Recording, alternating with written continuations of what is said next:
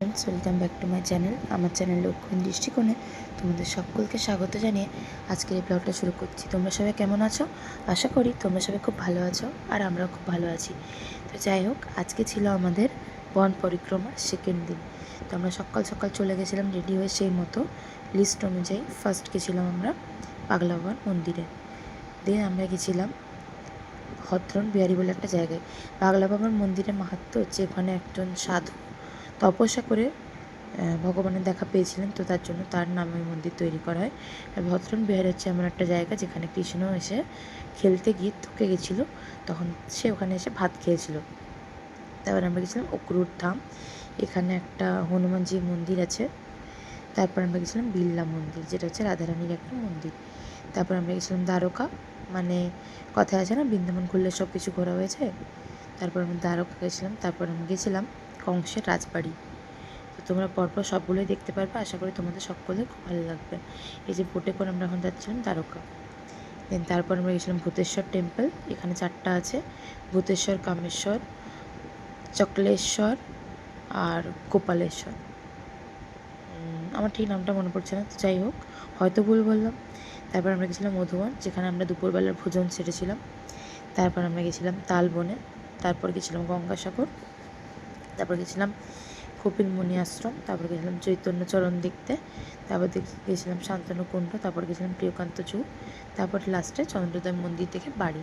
তোমরা পুরো ব্লগটা এনজয় করো, আশা করি তোমাদের সকলের খুবই ভালো লাগবে।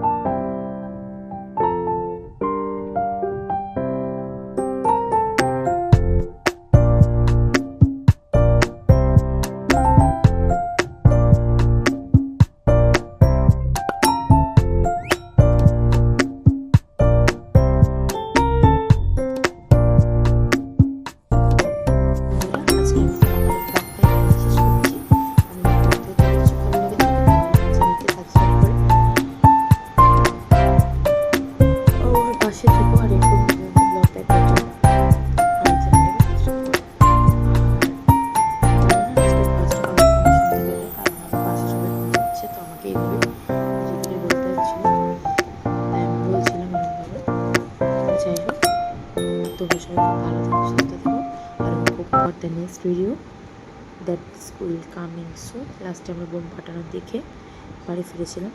তো আজকের মতন এই পর্যন্তই। যতক্ষণ না নতুন ব্লগ আসছে ততক্ষণ তোমরা সবাই, ইভেন সব সময় তোমরা সবাই ভালো থেকো, সুস্থ থেকো, আর এইভাবে আমাকে সাপোর্ট করে যেও।